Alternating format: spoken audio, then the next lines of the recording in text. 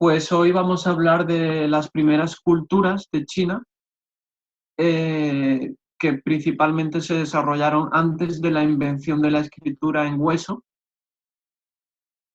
y que, claro, como se desarrollaron antes de la escritura, solamente tenemos evidencias arqueológicas que están sujetas a la interpretación y no tenemos mucha evidencia, por lo cual no son fuentes muy fidedignas y tampoco podemos detenernos mucho en esa cuestión. Simplemente es para tener una pincelada y una información que nos ayude a interpretar con más corrección y con más bagaje histórico en las siguientes etapas que vamos a también a tratar.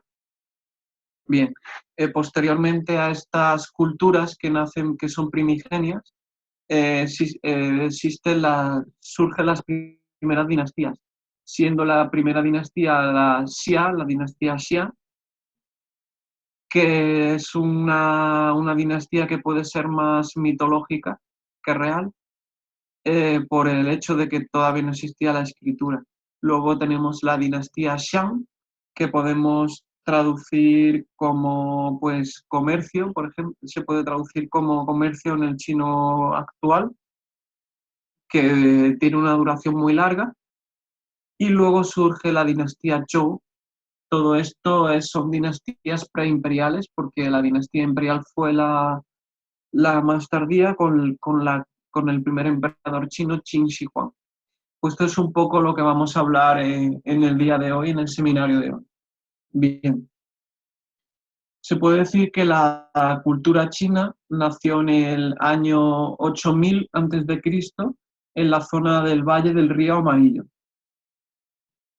Existieron a partir del 8000 a.C. una serie de culturas que cada una tenía unas características propias y que fueron evolucionando, siendo las primigenias con un aspecto más neolítico, luego surgieron las culturas de bronce y por último las culturas agrícolas. Las culturas, voy a compartir pantalla para que podáis ver una línea temporal de lo que estamos hablando. No sé si podéis verlo. Aquí tenemos un mapa con una línea temporal, eh, con una línea temporal de esta época preimperial o primigenia. En el 8000 a.C.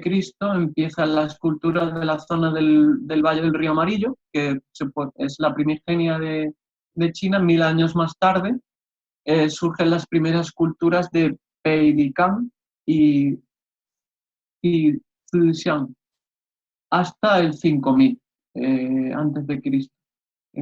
Empiezan las culturas de Yangshao, que eran culturas con una economía más estable porque se cultivaba el mijo, el arroz y el trigo, que tanto el mijo, el arroz y el trigo tenían la característica de ser muy poco costosos al producirse y aportar una gran cantidad de energía, de calorías. Eh, Esto, ¿qué pasa? Que la rentabilidad, la rentabilidad o la eficiencia de estos cultivos era muy elevada, porque con poca unidad, con poco coste, se conseguía muchísima energía, eh, y esto dio un crecimiento relativamente estable de la población y eso permitió, digamos, un excedente económico que pudo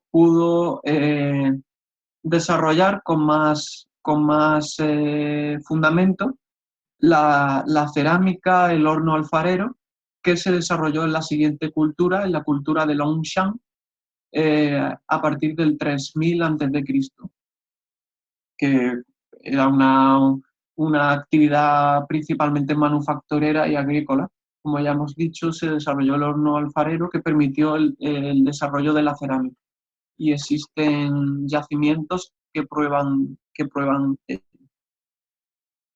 Bien, posteriormente surgen las culturas Early Tao y la primera dinastía Xia.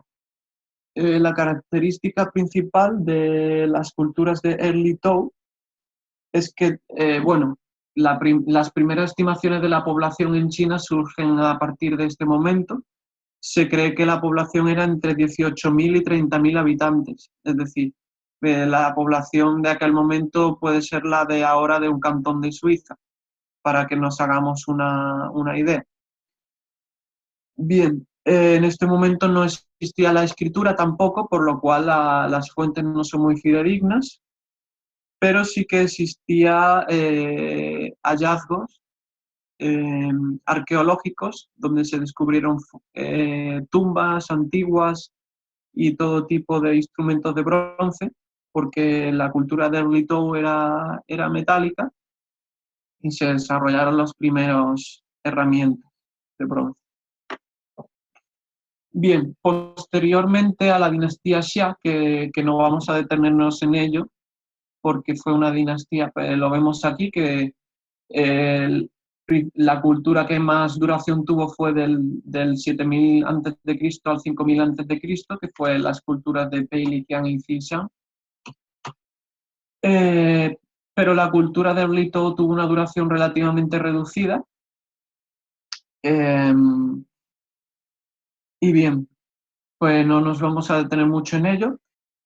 Tampoco la dinastía Xia, porque no tenemos mucha evidencia y a nosotros nos va a interesar más en la época siguiente de la dinastía Zhou, que analizaremos más adelante porque, digamos, sentó las bases políticas de China.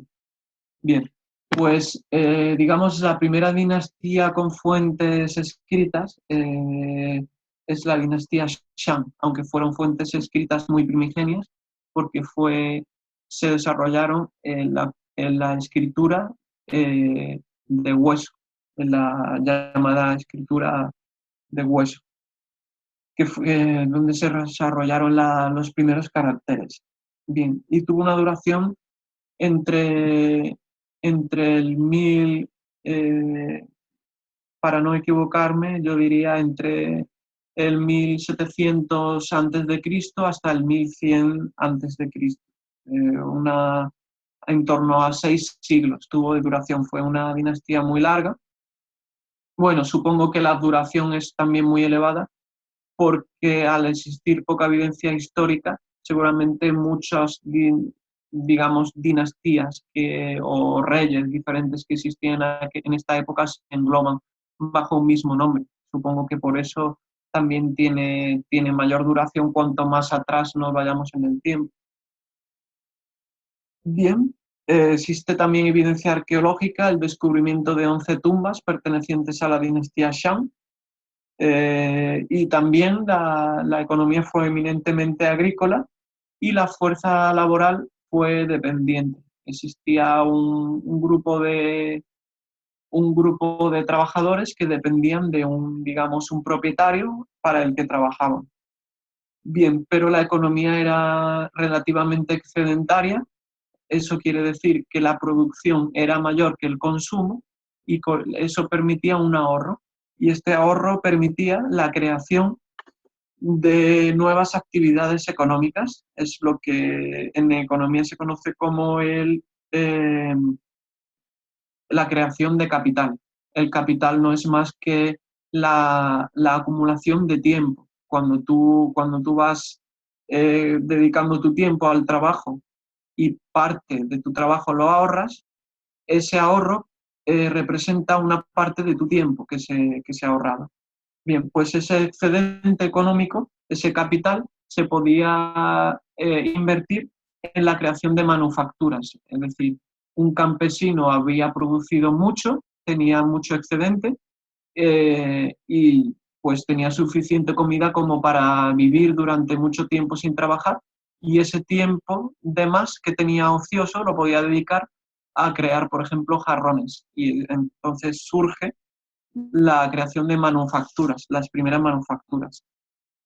Es un proceso similar al que se experimentó en la primera revolución industrial de Inglaterra, donde el campesinado producía más de lo que se consumía y se produjo un excedente. Y eso llevó a la creación de manufacturas y posteriormente a fábricas.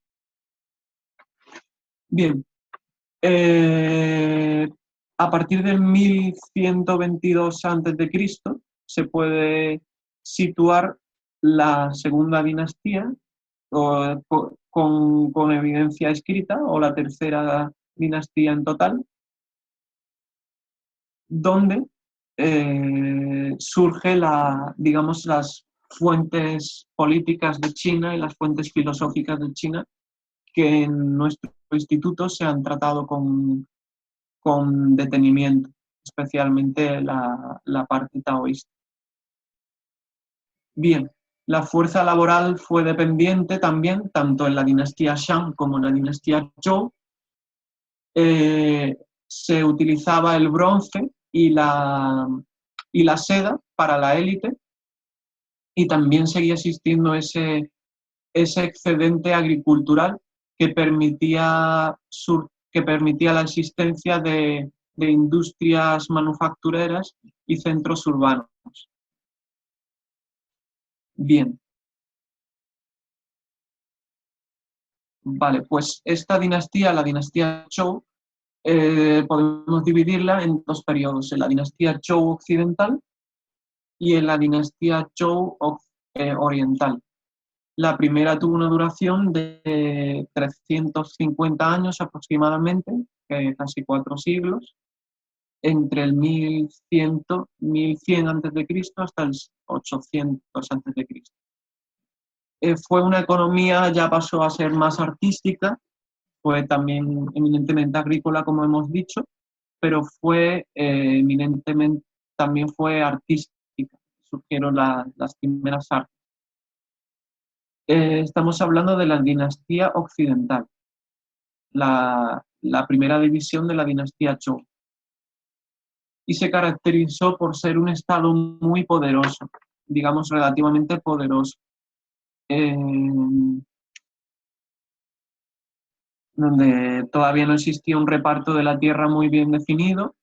No podemos hablar de que existiese un sistema de la tierra en esta época,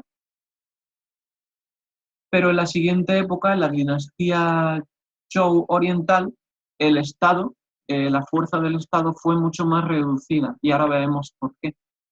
Digamos que el rey de China no tenía tanto poder, aunque es verdad que existía el concepto de Tianmin, o mandato del cielo, donde se consideraba el rey como un enviado de Dios, un enviado del cielo, y él tenía la legitimidad de gobierno sobre todos los demás, sobre todos los que estaban bajo el cielo.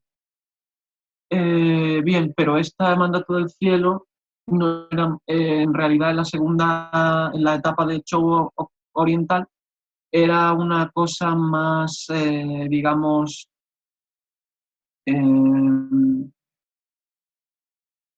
era un aspecto más no tan importante, digamos que era una cortesía, ¿no? Un aspecto de cortesía, y no tanto como real, sino que el poder estaba más repartido, más dividido y más descentralizado, ¿vale? Entonces, en la dinastía Zhou oriental, que tuvo una duración muy larga, de 5 siglos, del 800 a.C. al 300 a.C., también siguió siendo una economía fundamentalmente artística. Aquí en esta línea temporal podemos ver que la parte azul, del 1000 al 800 a.C., esta época fue la occidental. Sin embargo, la oriental se puede dividir otra vez en dos, a su vez se puede dividir en dos etapas: la Zhou oriental, primaveras y otoños, y la Zhou oriental, reinos combatientes. Fue una época relativamente larga, similar a la dinastía Shang. Bien, estas dos épocas es donde surgieron las escuelas de pensamiento más importantes, como la escuela de pensamiento taoísta, la escuela de pensamiento confuciana y la escuela de pensamiento moísta, entre otras muchas. Hay un término en chino que describe como las 1000 escuelas de pensamiento, que ejemplifica la gran cantidad de escuelas, la gran cantidad de ideas y de arte en aquel momento, y de filosofías. De hecho, no se puede, yo creo que puede llevar a error clasificar estas escuelas de pensamiento de forma muy sistemática, porque en realidad las ideas estaban entremezcladas y no se puede distinguir una idea propia, puramente propia de cada escuela, sino que más bien las diferentes escuelas, entre comillas, iban adaptando las diferentes ideas de otros personajes, de otras personas. Y lo que sí se puede hablar es de libros o de publicaciones o de escritos antiguos que tenían diferentes ideas, como el arte de la guerra, por ejemplo, que se desarrolló en la época de los reinos combatientes, aproximadamente. Bien, pues para dejarlo más claro, pues digamos que la cultura china puede surgir en el 8000 a.C., pero hay poca evidencia. Lo que se sabe es que existía el cultivo del arroz, del mijo, y que existía una gran tradición de excedente. La agricultura permitía ese excedente. Y la parte más importante, política, que derivó luego en una creación imperial, fue en la época de la dinastía Zhou, especialmente la dinastía Zhou oriental, que se puede dividir en primaveras y otoños y reinos combatientes. La época de... Bien, antes de adentrarnos en explicar políticamente esta época, me gustaría hablar un poco del sistema de reparto de la tierra, porque eso genera, en mi opinión, y con la historiografía ha demostrado en muchas civilizaciones, que el reparto de la tierra ha generado una serie de incentivos económicos que ha permitido un tipo de vida u otra muy diferente, y eso ha llevado a diferentes épocas históricas con características diferentes. Es decir, el reparto de la tierra puede explicar mucho de la historia de una civilización. Y por eso a mí me gustaría empezar por esta parte, ya que nuestros seminarios se van a enfocar en la parte económica de la historia de China. Bien, pues como vemos en esta imagen que estoy compartiendo con vosotros, en la época de primaveras y otoños y reinos combatientes existía el sistema conocido por el sistema de la buena tierra, o Jingtianjitu, bien, o en inglés Well-Field System. Y consistía en que las tierras se dividían, pues un conjunto de tierras se dividía en 9 partes, donde la parte central, como vemos aquí, era la parte pública, con tiempo, y pertenecía, digamos, a un chujo o a una especie de señor, a una especie de rey, digamos, apoderado, a una especie de propietario que tenía el poder. Bien, y el resto de tierras, las 8 partes que rodeaban a la tierra pública, eran el sutien, o la tierra privada. Y esto se le otorgaba a los campesinos, y los campesinos podían cultivar la tierra a su antojo, porque era algo privado, a cambio de pagarle una especie de tributo al señor que se situaba en el centro, ¿vale?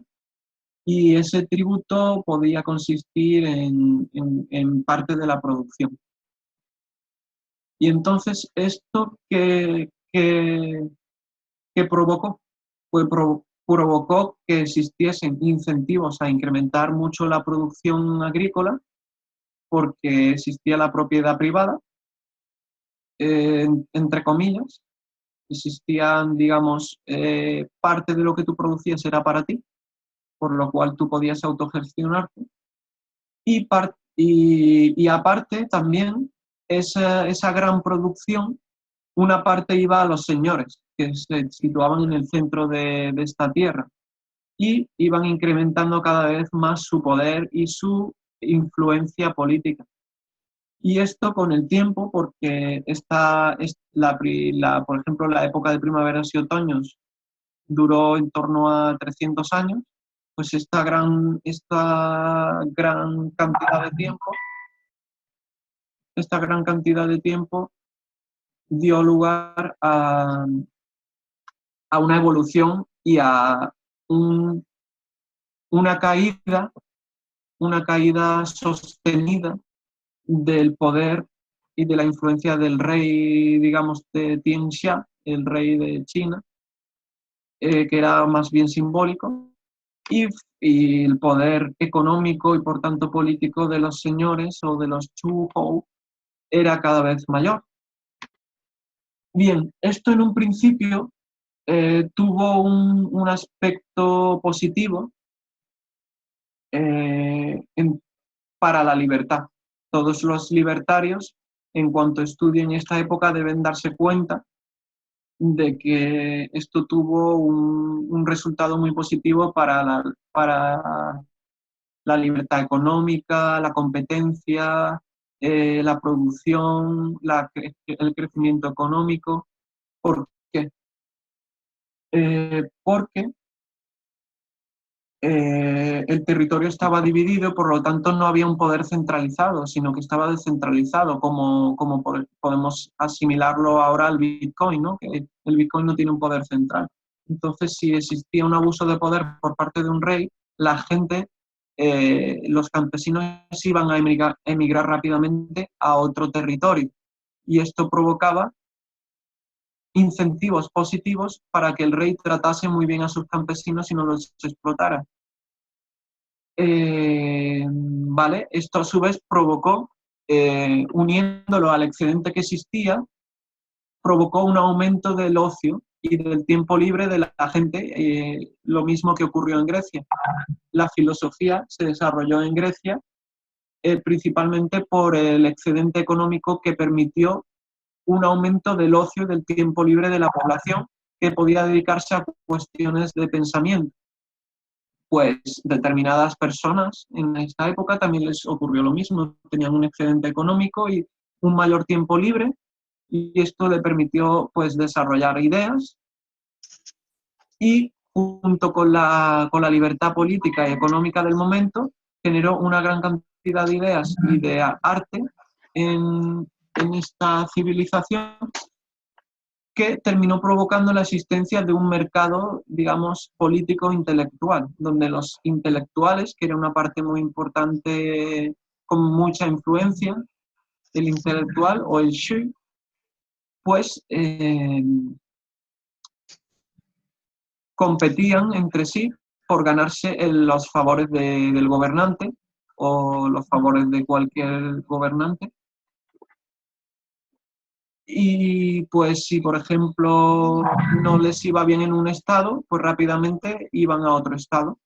Y existía, digamos, un mercado intelectual. Los intelectuales buscaban la complacencia del rey a cambio de darle, digamos, consejos de cómo gobernar un territorio, y el rey también buscaba esos consejos. Muy bien. Pero, ¿qué ocurrió? Que el poder, que era muy descentralizado y que, digamos, eran como China estaba fragmentada en ciudades y estados, pues poco a poco esos reyes, esos Zhuhou, reyes feudales, fueron incrementando su poder militar poco a poco. Y la libertad que existía tan grande en China fue reduciéndose cada vez mayor en pro de un aumento de la militarización del territorio.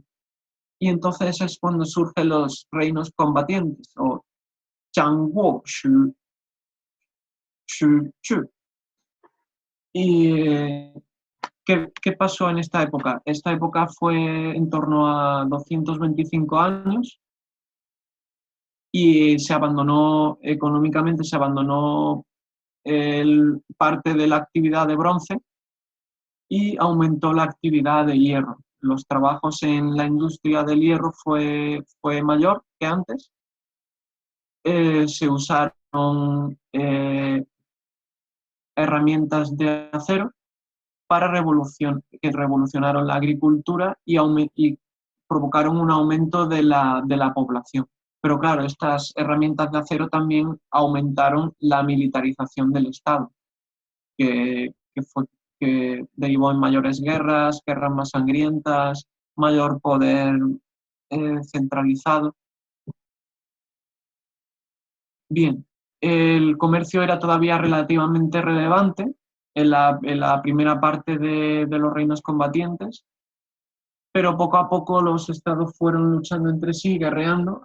Aquí voy a compartir con vosotros un mapa que ejemplifica la evolución del periodo de los reinos combatientes. Vemos como, si esperamos un poco, vemos como al principio había muchísimos estados. Vemos aquí que había el Qin, el Chu, y poco a poco el Chu se hizo muy grande, el Qin también. Fueron los dos compitiendo entre sí, y digamos guerreando, y finalmente el reino más importante de Qin termina conquistando al resto, porque desarrolló una política, eh, digamos, la política militar del reino de Qin fue establecer alianzas con los reinos más alejados, alianzas militares, para conquistar los reinos más cercanos. Es decir, por ejemplo, Qin se asoció con Yan, por ejemplo, para conquistar Wei, es un ejemplo.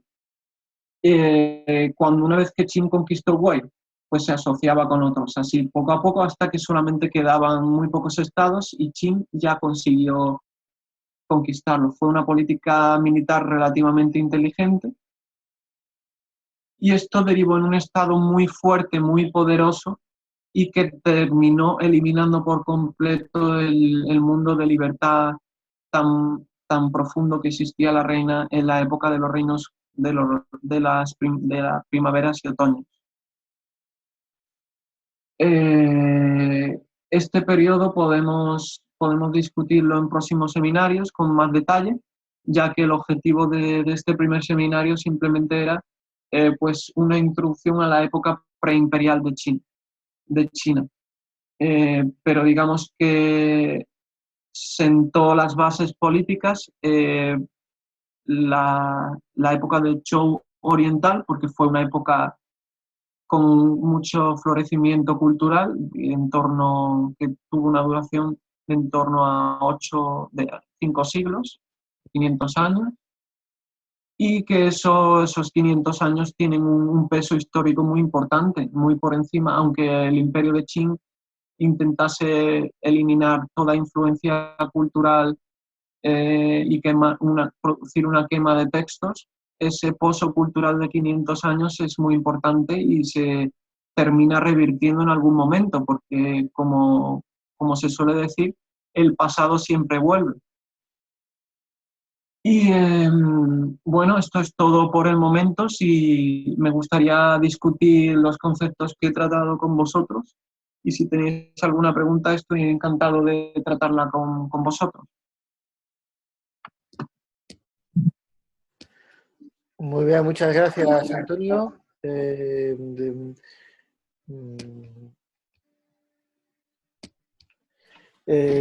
William, ¿nos ves? Sí, sí, sí. Es que tuve que hacer un amaño técnico para la grabación, que por cierto...